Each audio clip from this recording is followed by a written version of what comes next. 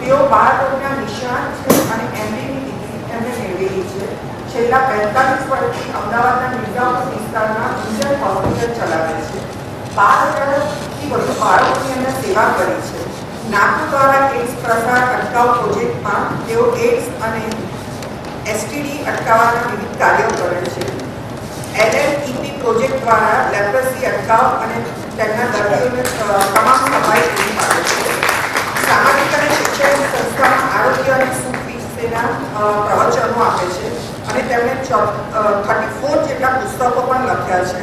તેઓની ગુજરાત સમાચાર અને અન્ય અખબારોમાં એમની કોલમ ચાલે છે. એમને આમની ખાસ આના માટે સન્માનિત કરવામાં